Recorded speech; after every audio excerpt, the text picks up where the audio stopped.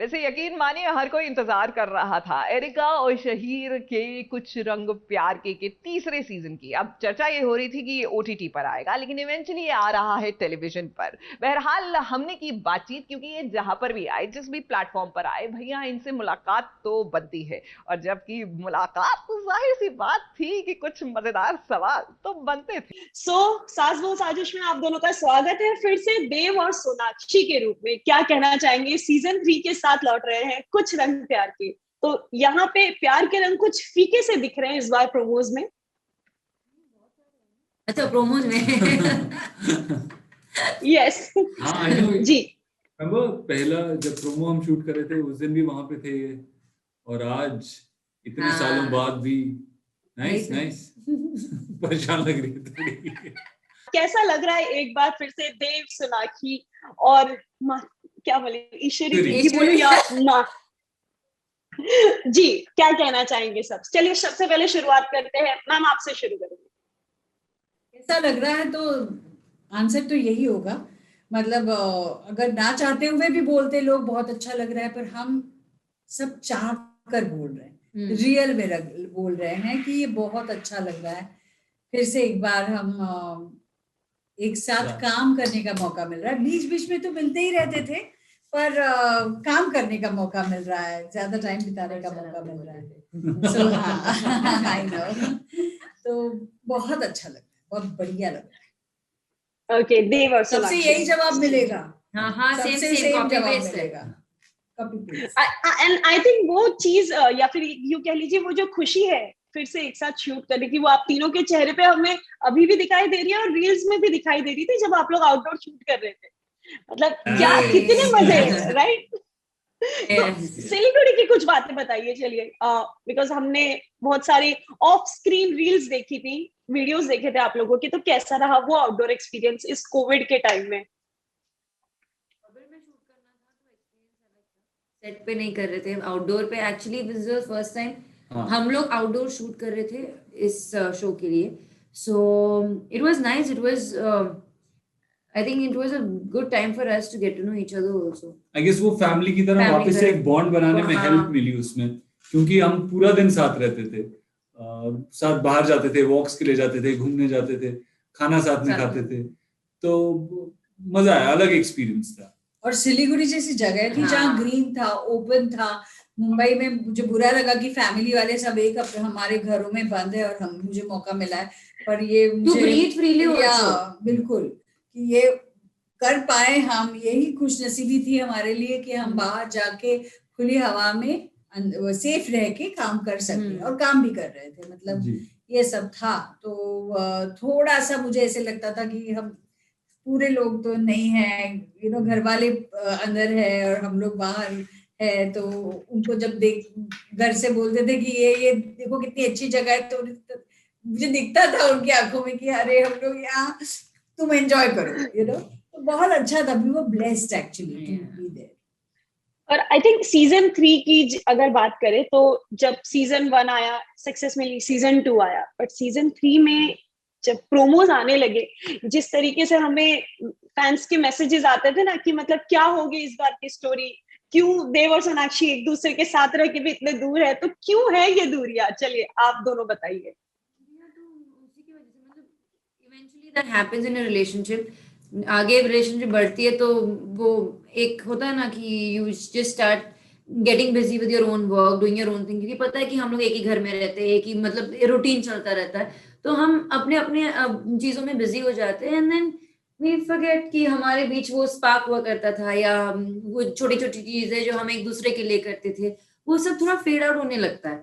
तो वही दिखाने की कोशिश कर रहे हैं कि after being married for so many years कि कैसे मैरिजेस किस दौर से गुजरता है, and that is what we are trying to show. Yeah, that's what we are trying to pinpoint. It's not like even fans ने ये बात पूछी थी पहले भी, और शहीद ने कमेंट किया था इंस्टाग्राम पे जहाँ उसने कहा कि we want you all to be a part of Dev and Sonakshi's journey, which is actually what the promos also about. Okay, लेकिन अगर देव कितना बदला है, खड़ूस से बहुत मुश्किल से प्यार वाला हुआ था, अब और उपद्रव देव अच्छा हो गया था, लेकिन अब फिर से उपद्रव बैक। आई गेस वही मैसेज देने की कोशिश कर रहे हैं कि कैसे हम अपनी डेली लाइफ में बिजी होकर कुछ इंपॉर्टेंट चीजों को नजरअंदाज कर देते हैं। आई गेस वही सीखने का मौका मिलेगा ऑडियंस को, वो चीजें उन्हें भी समझ में आएंगी जो हमें समझ में आ रही हैं एज कैरेक्टर्स, कि क्या क्या हम रिश्तों में कुछ गलतियां कर देते हैं या कुछ अनदेखा कर देते हैं, नजरअंदाज कर देते हैं, उनको कैसे एड्रेस किया जाए उन चीजों। एंड मे बी अगर उनके साथ भी यही हो रहा है, हम इस शो को देख के probably they might realize it and start to make those efforts all over again. Yes. Okay लेकिन अगर सास बहू की बात की जाए तो यहाँ पे कैसे रंग देखने को मिलेंगे? नाराजगी बरकरार है या फिर अभी थोड़ा वो प्यार वाला?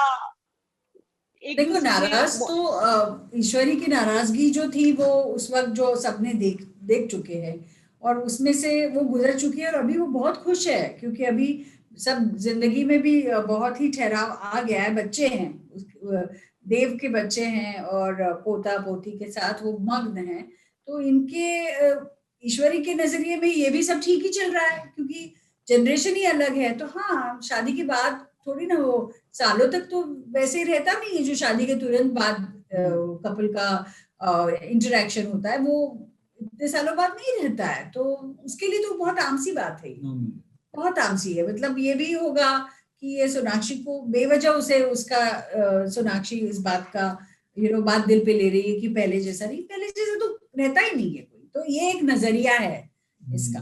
तो ये अभी ईश्वरी जैसे भी बहुत सारी महिलाएं हैं और जनरेशन आज की जो इनसे जुड़ी है वो तो है ही। तो ये उन्हें भी मौका मिलेगा कि किस तरह से हमें देखा जाता है। तो अगर वो कोई चीजें सुनते हैं घर में तो उसे अंडरस्टैंड भी कर सकेंगे कि क्यों बोला गया है ऐसे, क्योंकि everybody talks from their own experience ना, क्योंकि हर कोई भी they talk from their own experience. तो ईश्वरी अपने एक्सपीरियंस के हिसाब से बोल रही है, उसे पता ही नहीं है ये क्या है। तो ऑब्वियसली जनरेशन के फर्क की वजह से ये होता है, तो वैसा है। ओके लेकिन अगर पूछा जाए तो सीजन 3 की जब बात सबसे पहले खबरें आई थी कि ये OTT प्लेटफॉर्म पर आएगा और फिर आए नहीं, ये देव सोनाक्षी आएंगे, ऑलमोस्ट महीनों तक बातें चल रही थी कि आएंगे आएंगे। अब जब फाइनली आ रहे हैं तो आपसे जानना चाहिए जब सीजन 3 की बात। नहीं, ये सही है, एक्चुअली हमें भी यही बताया गया था और एक तरह से अच्छा ही है। आई गेस हम उतना टाइम नहीं दे पाते, हम उतना डिटेल में एक्सप्लेन नहीं कर पाते OTT पे जितना हम एक डेली सोप में कर पाएंगे, क्योंकि हमारे पास टाइम ज्यादा होगा, एपिसोड ज्यादा होंगे, बहुत छोटी छोटी चीजें होती हैं। और जिस तरीके से लिखा हुआ है, मतलब मैं तो बार बार दाद देता हूँ अपने राइटर्स की, इतनी छोटी छोटी चीजें पकड़ी है उन्होंने जो एक्चुअल रियल लाइफ में होते हैं इंसिडेंट्स, उनसे इंस्पिरेशन लेके उससे पर्दे पे लाने की कोशिश। हमें और थोड़ा टाइम चाहिए था, so I think it's a good decision to put it on TV. Okay और जब आप तीनों के पास ये ऑफर आया कि अच्छा सीजन 3 शुरू करना है, तो आप तीनों का क्या टेक था पहले? क्योंकि 2 सीजन्स के बाद तीसरा लाना अपने आप में एक चैलेंज होता है, दर्शकों को कुछ अलग हटके दिखाना है आपको। मैंने तो हाँ बोल दिया था। रिएक्शन में तो यही था कि शहीर का मुझे एक दिन बहुत एक्साइटेडली फोन आया कि ये हो रहा है, कर रहा है, आपको पता, मतलब मुझे पता नहीं था इस बारे में। उसने बोला कि they will call you but this I just heard it, because होता है ना कि पहले देखते हैं कि ठीक हो रहा है कि इनको कैसे लगता है तो आगे जाएगा। देन ही सेड कि ऐसे ऐसे बन रहा है और ये, मैंने कहा तुम कर रहे हो? हाँ मैं कर रहा हूँ। एरिका कर रही है? हाँ कर रही है। तो मैंने कहा फिर मुझे करना ही है। तो मैंने कहा पर मैं कैसे करूंगी कि मैं ऑलरेडी बिजी हूँ, कुछ दूसरा कर रही हूँ काम जिसमें मेरा काफी सारा वक्त चला जाता है। तो इसने बोला कि नहीं आप देख लो, जो भी करना है वो करना है। और फिर उससे मुझे एक मन मेरा उभर आया कि हाँ ये करना है, किसी भी तरह से करना है। और बहुत ही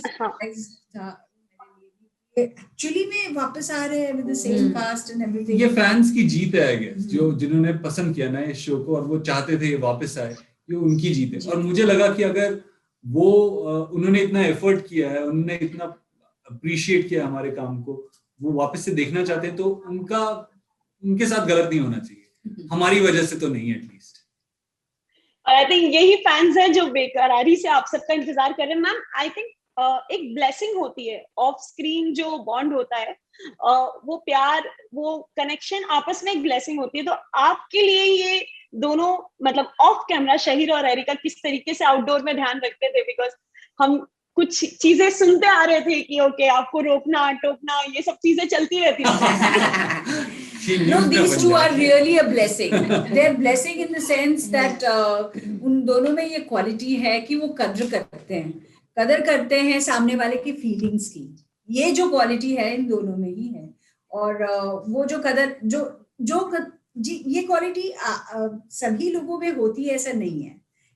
कभी कभी सेल्फ इन्वॉल्व हो जाता है इंसान और नहीं होता है, पर जब पता चलता है कि सामने से इतना रेसिप्रोकेशन अपनी फीलिंग्स को भी मिल रहा है, तो फिर एक रिलेशनशिप में बहुत ही नेचुरल ये हो जाता है, अंडरस्टैंडिंग आ जाती है। तो ये दोनों ने ही ले लिया है, ठान लिया है कि माँ को अच्छी आदतें डालेंगे। किसकी क्या जिम्मेदारी थी अगर पूछा जाए तो? ये नहीं हो, ये साथ में नहीं होता तो ये भी अभी कम नहीं है। ये भी और फिर ये कंप्लेंट करती है और मैं कंप्लेन करती हूँ और मैं एक्चुअली सुनती हूँ इन वे। तो मैं बोलती हूँ कि मुझे रोको। मैंने तो बोल भी दिया है, देखो 500 रुपए मिलेंगे तुम्हें, अगर तुमने मुझे गलत चीज करते हुए देखा तो तुम्हें मैं 500 रुपए। कितनी कमाई हुई एरिका, कितनी कमाई हुई? मैं अभी तक नहीं, क्योंकि मैं रोक लेती हूँ उससे पहले। ओके लेकिन हम पिक्चर्स में देख रहे थे, आपने एरिका बहुत सारी पिक्चर्स खिंचाई कास्ट के साथ, रील्स, ये सब चीजें। तो कहीं ना कहीं एक वो जो है ना कि फैंस वेट कर रहे। रोहिणी मुझे मैसेज यहाँ पे मैं नहीं रीड कर सकती, रुक जा। हाँ कहना चाह रहे हैं कि टाइम हो चुका है। हाँ सर, 10 मिनट बहुत जल्दी वाला करें फटाफट से जी। तो एरिका कितना कुछ एंजॉय आपने किया ऑफ कैमरा? एंजॉय किया मैंने भी।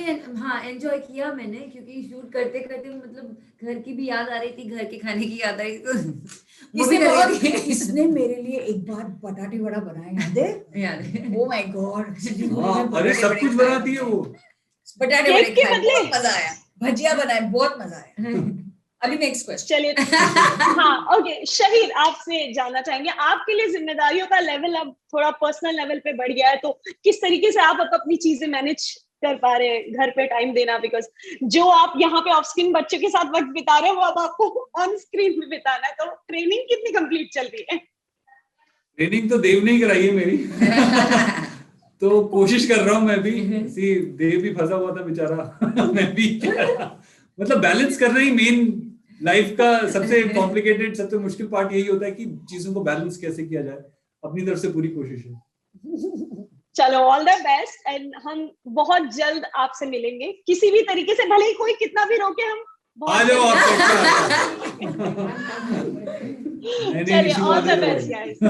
डन। चलो bye, see you, take care, bye.